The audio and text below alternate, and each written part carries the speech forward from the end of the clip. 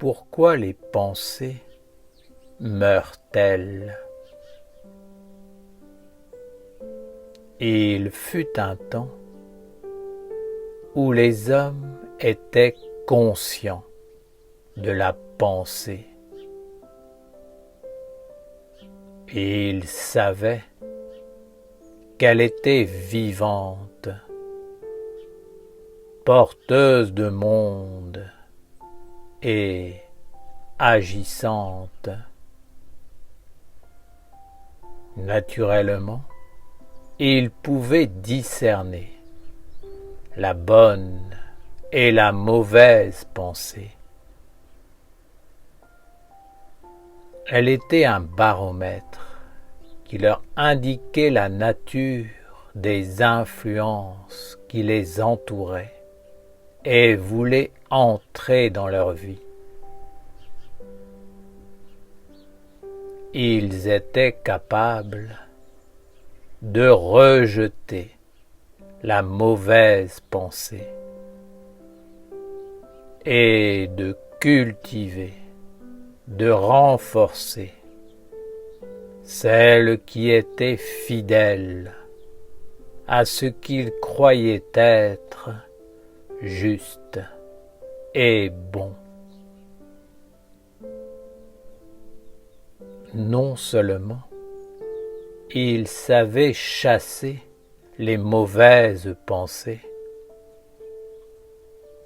mais ils étaient capables de les remettre à leur juste place pour les empêcher de nuire et de se propager. Ils savaient que derrière les pensées se tiennent des mondes et des êtres subtils.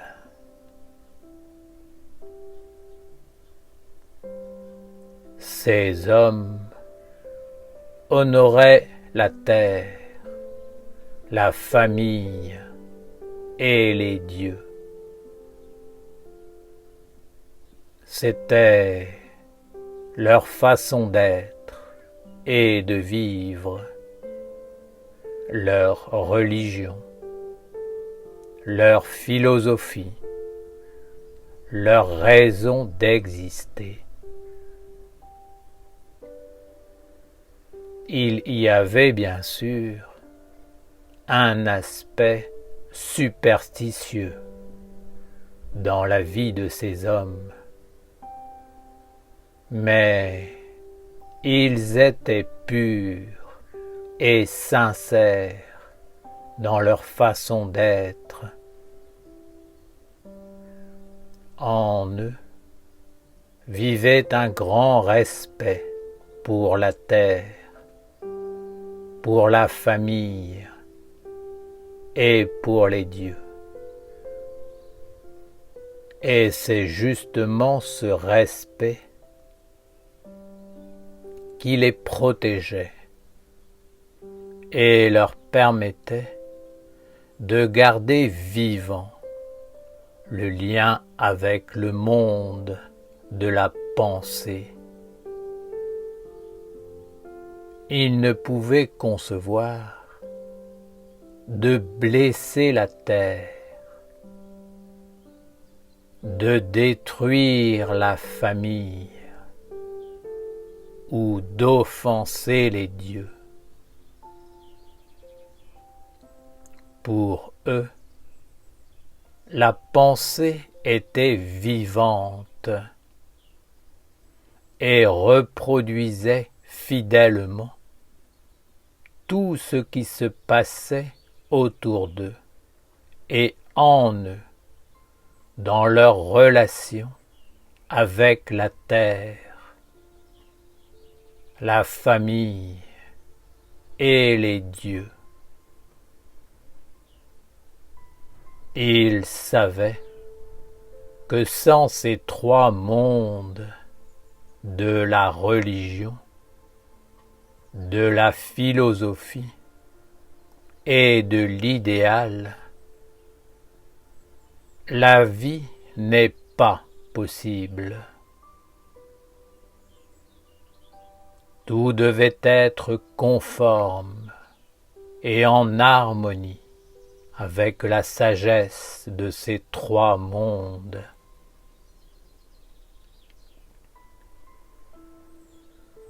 Les hommes savaient qu'à partir du moment où ils étaient envahis par la mauvaise pensée,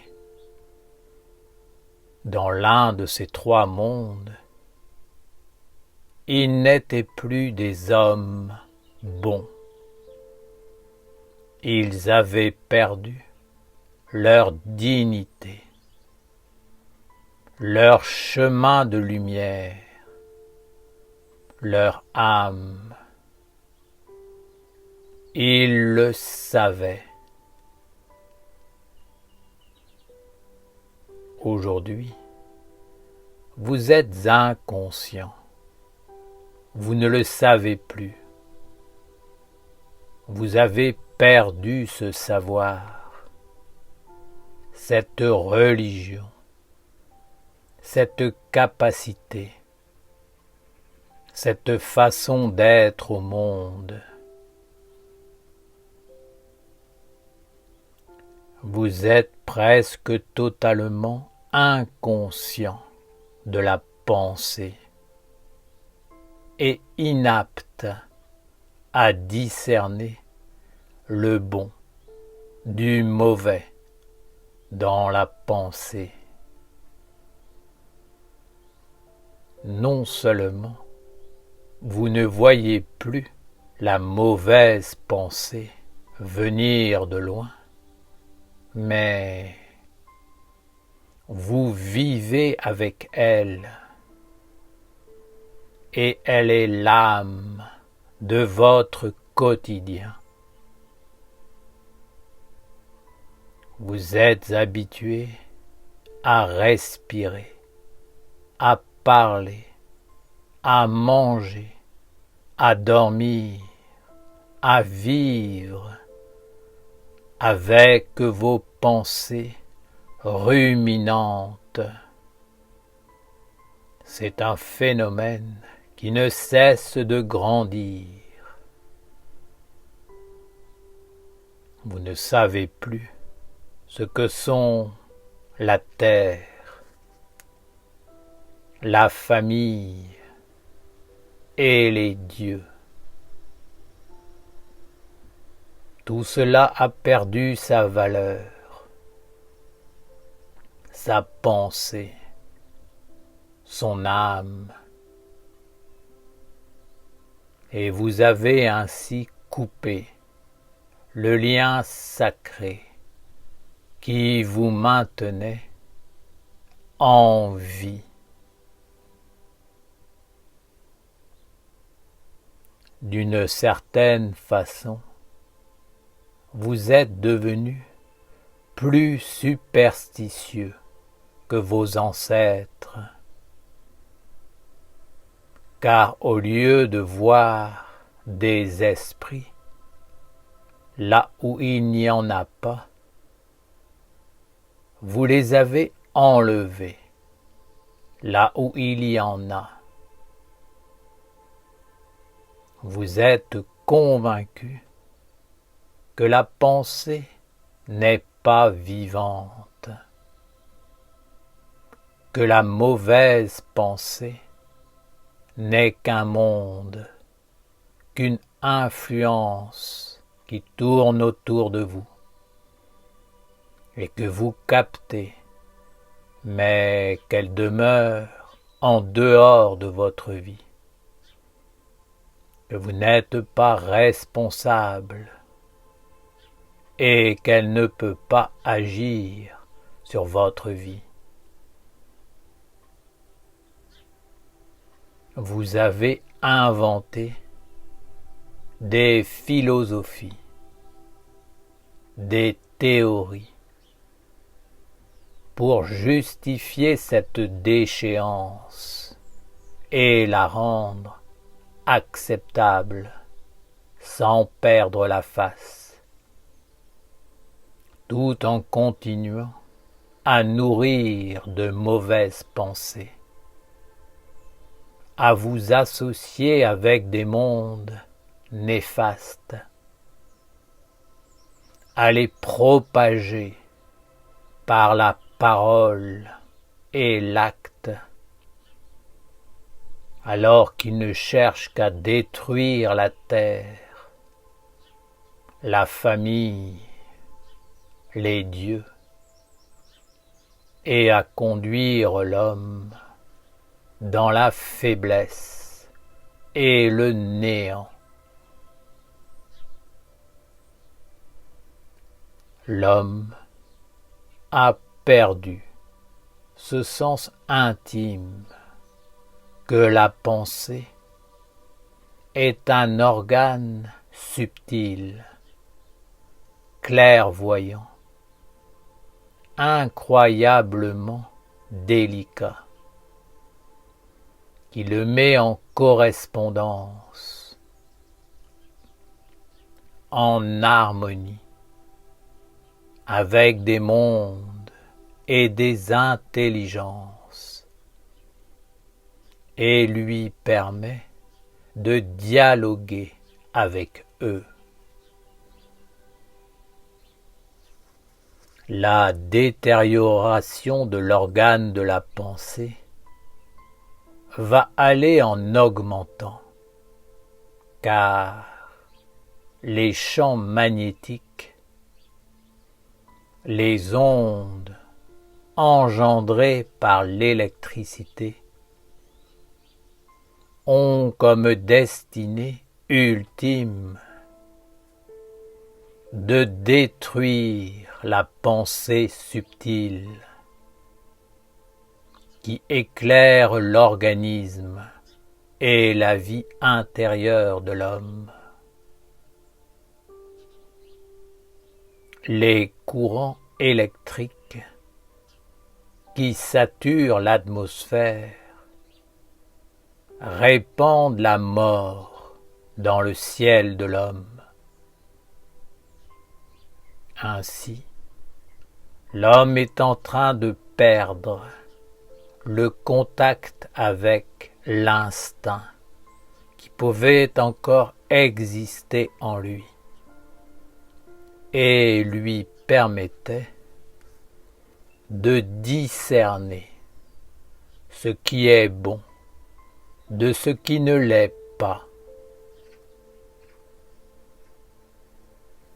Bientôt, l'homme non éduqué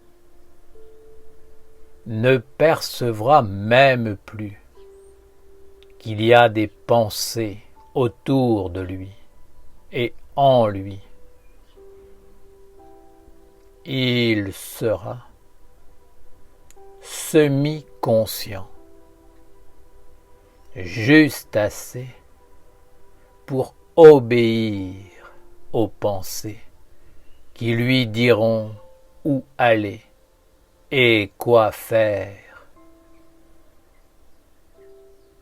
Lorsqu'il sera heureux, sans savoir pourquoi, il sera productif. Et quand le mécontentement s'emparera de lui, plus rien n'ira dans sa vie, et il se mettra dans un coin, attendant que le temps passe. Il ne saura même plus qu'il est en contact avec des mondes, des influences, des intelligences, des êtres. La vie dans l'homme va s'éteindre. Il sera un être mélangé de vie et de mort, mais ce sera la mort qui dirigera sa vie.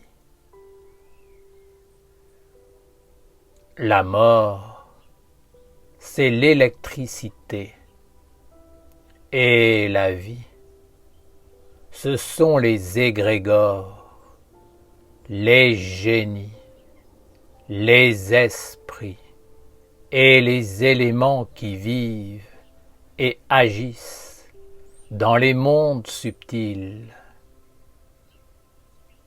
L'électricité a pour vocation d'entourer l'homme d'un champ magnétique qui l'isolera en le conduisant dans des mondes séparés de la nature et de la perception des mondes subtils.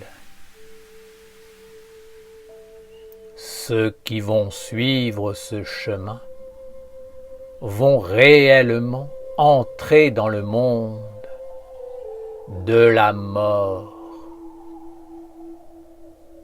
Ils continueront bien sûr à être vivants, mais ce ne sera plus la vie au service de la vie. Dans ce réseau électrique, l'homme a réussi à emprisonner des images, des pensées, des paroles, mais il n'a pas compris que tout cela était mort. Si vous voulez maintenir le lien de la vie, de l'âme, de l'intelligence, le chemin qui conduit à l'immortalité, vous devez réellement, maintenant et pour les générations futures, poser les bases d'une sagesse et d'une façon de vivre qui vous permettront de redevenir conscient de vos pensées, de la pensée en vous et autour de vous. Vous devez vous rééduquer et trouver de nouveaux chemins pour rendre votre pensée vivante, clairvoyante, consciente, en l'unissant à l'intelligence supérieure divine, telle qu'elle se manifeste à travers la sagesse de la nation essénienne, de la ronde des archanges et des évangiles esséniens.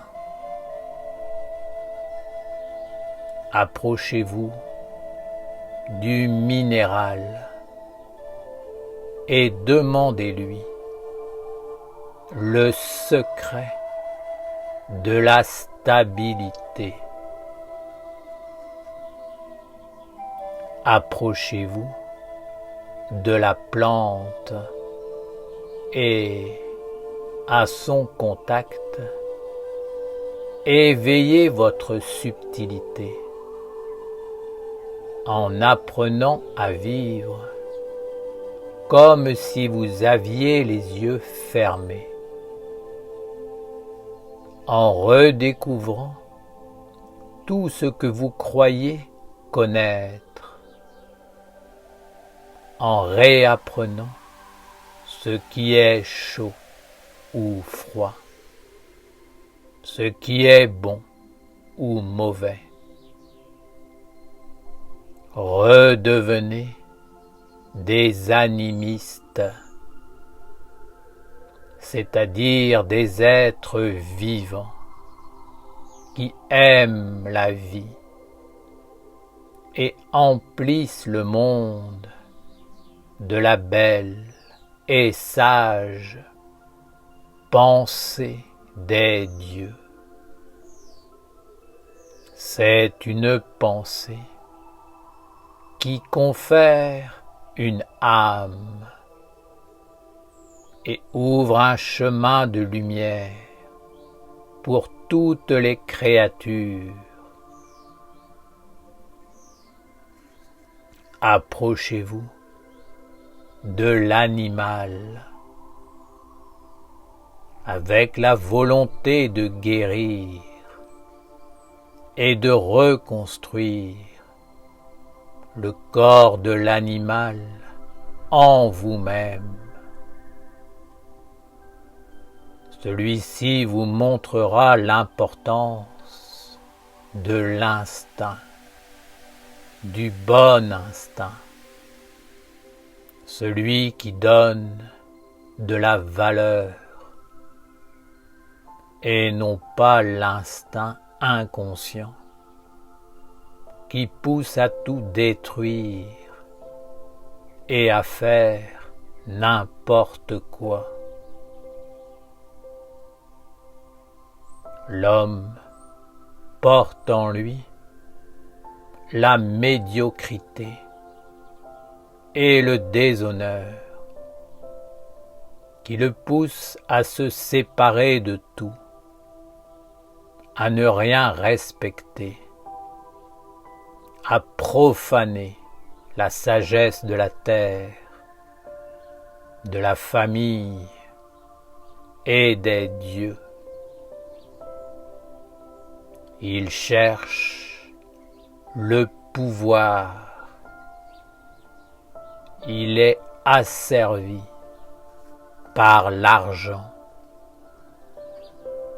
et par bien d'autres influences qui montrent qu'il a totalement perdu le contrôle de sa vie. L'animal peut vous guider dans la guérison et la reconstruction. Mais il faut s'associer à lui au nom de la mère, au nom de la grande famille et au nom des dieux. L'animal pourra alors vous réapprendre la sagesse. L'animal permettra à l'homme de redevenir un conquérant de la vie. Il lui enseignera les lois et les principes des mondes animistes. Mais il ne pourra le faire que si l'homme a développé une sensibilité animiste au contact des plantes et du règne minéral. Pour l'instant, c'est l'animal qui a sauvegardé les vertus et les valeurs que l'homme a abandonnées.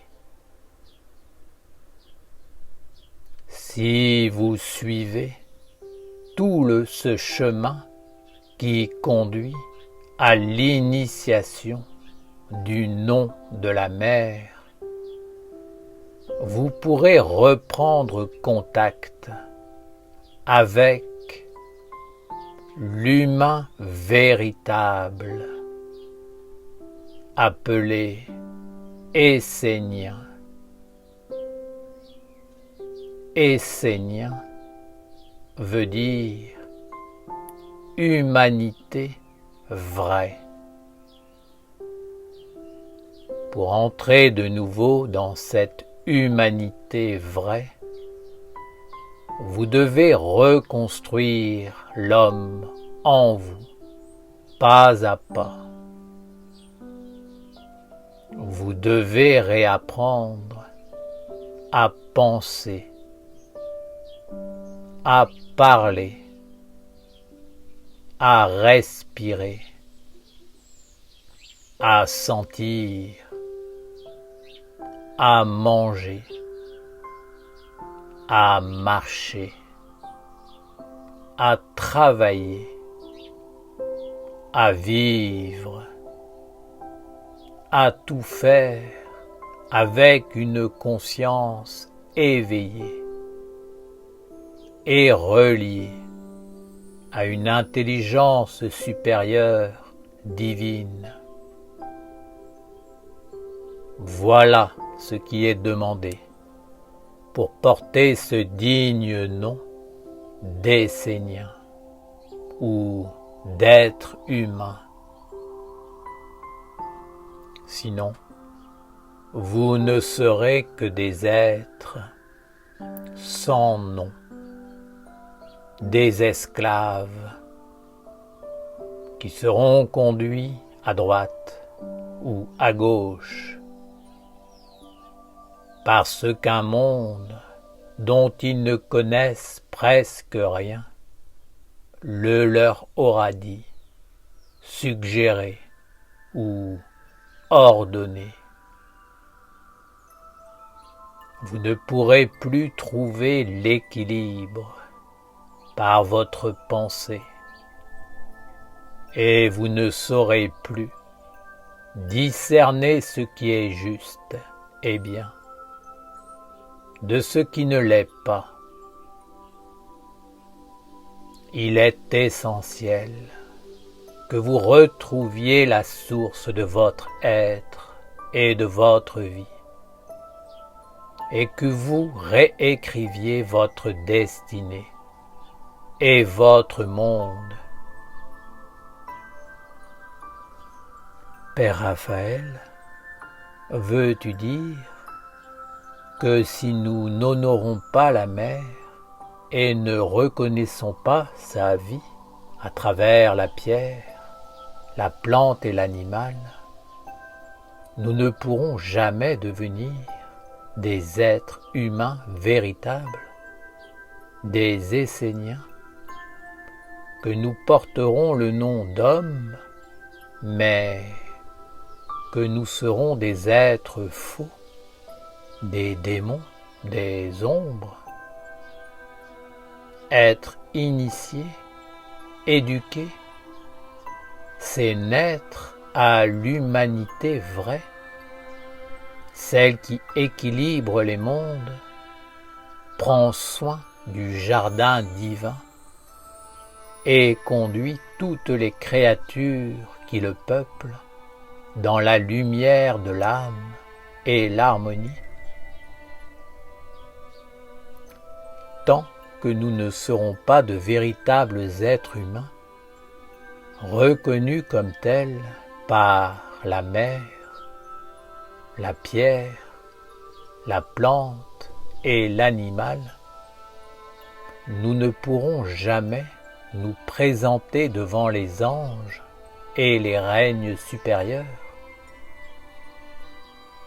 Père, veux-tu nous dire que même le monde de la pensée élevée nous sera fermé et que nous ne pourrons plus avoir accès à des pensées pures et vraies?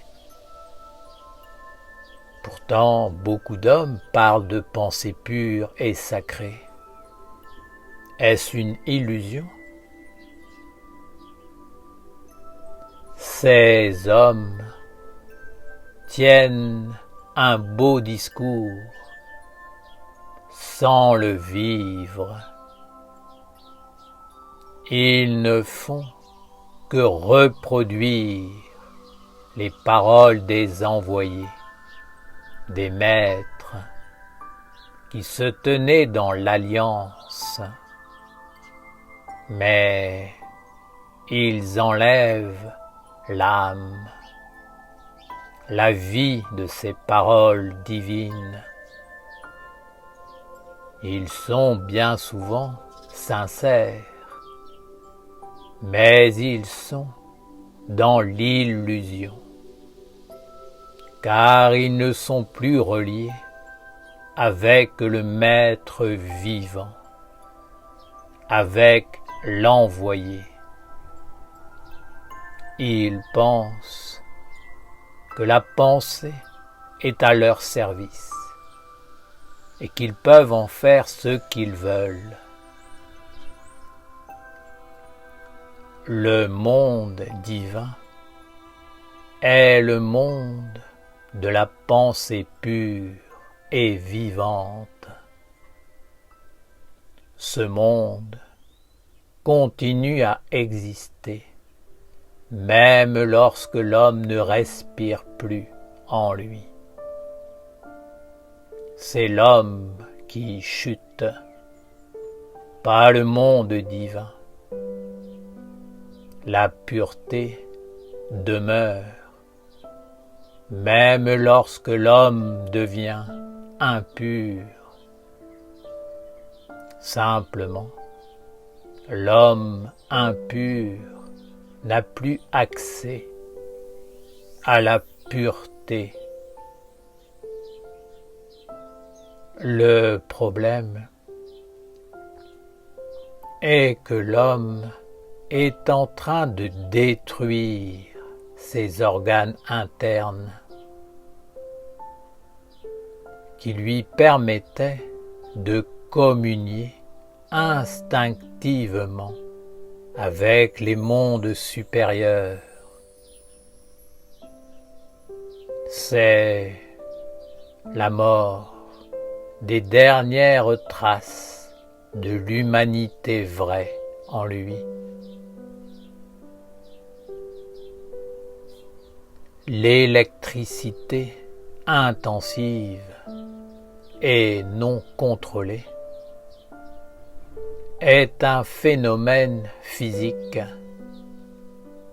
qui achève un processus ayant lieu dans les mondes plus subtils. D'année en année, cette mort électrique se renforce. Elle engendre un isolement et seuls ceux qui auront su préserver le lien avec la mer pourront traverser cette épreuve sans perdre l'humanité en eux. Dans le futur, l'homme sera enfermé dans une bulle électromagnétique et il ne pourra plus avoir accès à aucune pensée ou intelligence en dehors de la pensée et de l'intelligence gouvernant cette bulle. Le monde divin, le monde de la vie, disparaîtra de sa pensée et de ses sens intérieurs. Commencez dès maintenant à réagir. Préparez-vous, organisez-vous, élargissez-vous en vous unissant à tous les règnes de la mer qui vous ouvriront les portes des mondes supérieurs et vous permettront d'avoir accès à tout ce qui se passe en dehors de cette bulle du monde de l'homme.